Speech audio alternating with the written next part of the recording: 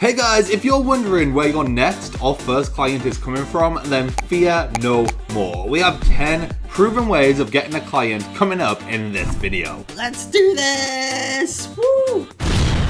We said these were proven ways because they actually are. We hopped into the Atomic members group recently and asked them to share how they got their very first client. There were so many amazing stories, and our members who are just starting out found that post really useful, so we thought you may find some of the answers useful too. So here we go, here's 10 real ways to get your first or next client from 10 real businesses. First up, we had Roz Cara. Here's what she had to say. I got my first client locally. She was a florist. I popped in to see her weekly for about 6 weeks until we could verbally agree what she needed. Then I took her for a coffee next door and we signed up a 12-week campaign. It took persistence, consistency, and I used her closest competitor as an example of why she needed social media. I absolutely love that. I don't know about you, Pete. 6 weeks, that was absolute dedication, just singling out who she actually wanted to work with and just trying her best to get that client. But does it always take 6 weeks? Well, check out this post from Azerio Rats. He said, a friend owned a sushi store. I showed up one day and said, you should run Facebook. Oh. You should run Facebook. Move over, Mark. I mean, you literally just have to read out the quote. It's not hard.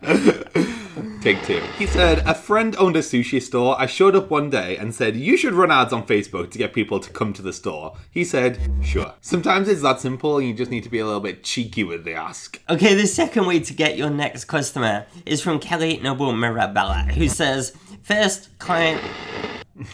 All you have to do is read it, Pete. All you have to do is read it. I did read it correctly. All you have to do is read it. First clients came from networking. Then I did classes locally and got business from that. Still to this day, I get a referral from classes I taught 8 years ago. Today, I get most of my clients from my YouTube and Facebook group just bring in the value. Nice. That's awesome. I think sometimes people run classes and workshops and they think they're going to be a good money maker. In our experience, the best way to use workshops is to actually go on board other one-to-one clients for other services where you can charge more for. And that's exactly what Kelly did. So, good job, Kelly. Okay, the third way comes from Della Hudson. She says, I hand-delivered a letter to all the businesses on my local high street and nearby trading estates. Nice. Love that. I think that's just a really simple but effective way of doing it when you're just starting out. Next up, we have Jen Morrison, and this is brilliant. Check out what she says. When I started Impressive Babies in 2005, a new ceramic cafe opened locally offering babies casting, which were... not very good, let's just say. As I was sitting there in the cafe, a new mum was asking the manager about casting her newborn son. When she left, I chased her out the door. My intro was, don't pay for his casts, mine are better. As he followed me, pretend we know each other. And I hugged a total stranger in the street. And I am not a hugger. The manager followed me outside. He was furious. He knew I did castings. The new mum totally went along with my story. We kept pretending we were long-lost school friends. I slipped my newly printed Vistaprint business cards under the baby's pillow and returned to the cafe. I arranged to cast her son. Then we planned an impressive party, and about 12 friends all brought their babies. Those 12 then told their friends, who told their friends, and so it began. I'm still friends with Suzanne, and her impressive baby is now a great big 6-foot-tall 14-year-old. I totally recommend chasing potential clients in the street and hugging them. That is hilarious. That is amazing. Like the chase and hug technique, I think just doesn't go out of fashion. So yeah. everyone should do that.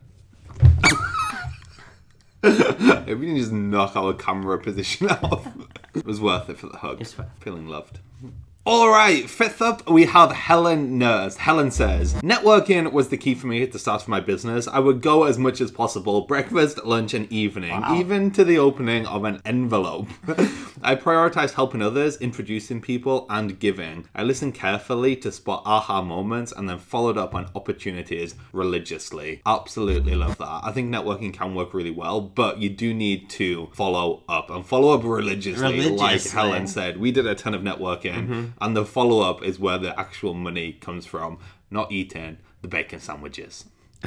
But networking doesn't always have to be offline. Check out these two. The first one's from Fiona Mason, who says, my very first client was from a Facebook group. I added a lot of value in the group already, but when requests for a website developer or designer came up, I didn't just share my website or page, like most others. I would engage them in conversation in the comments and find out how I could actually help them. And Laura did the same thing. Check this out. I networked, but all online. Networking events scare me. Yeah. Exactly, us too.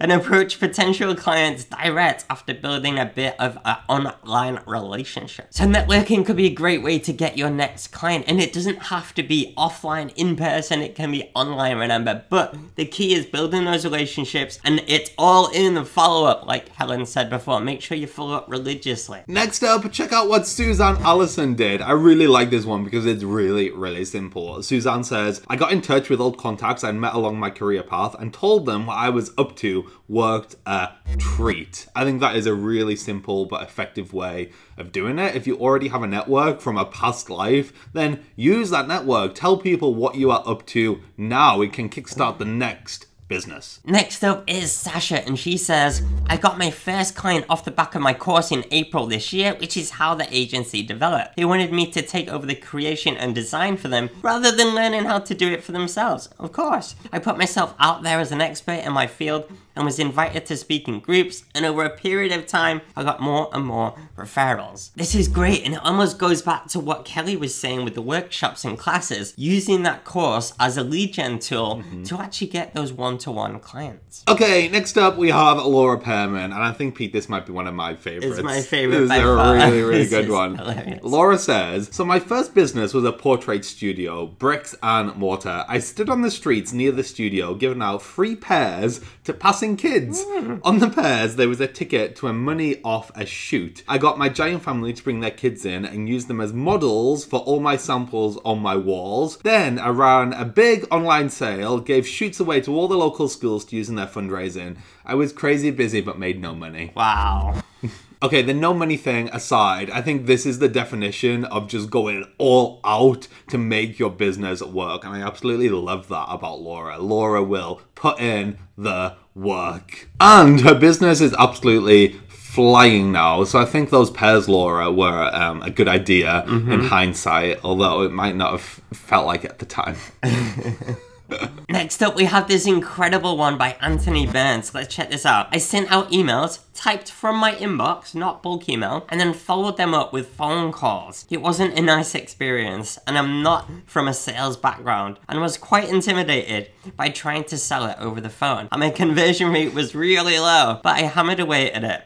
It was that or find a job. And slowly but surely, I started to get my first customers. I built up a decent list of warm leads, but it took 6 months to convert the first one to a paying customer. Don't get disheartened. It will come in the end. Love that so much. Now this is absolute dedication. That's 6 months of sales calls. That's tough. And I think this perfectly epitomizes the sheer effort and dedication that starting a business and running a business needs. Sometimes I think that we just sold this dream that, you know, you could just run some Facebook ads or do email marketing or grow your audience really quickly with a viral video on social media and everything will work out, and that you should feel absolutely terrible, like scum of the earth, if you are not a millionaire after the first year in business. But I think what all of these examples have shown today is that sometimes when we're starting out, we have to do the unscalable. We have to go networking, we have to reach out cold, we have to send some emails, we have to run up to people and give them a hug. Or give them a pear. Exactly, right? To get that confidence, to kickstart our businesses, and then build up from there. I really hope that you found these stories just as inspiring as we did when we read them. Guys, can we give them some love in the comments, all these people? Thank you so much, guys. That was really inspiring. We do more videos about building your business every single week, so please subscribe if you haven't already. If you have subscribed, we love you. He's been Andrew, and I've been Pete. See you next time.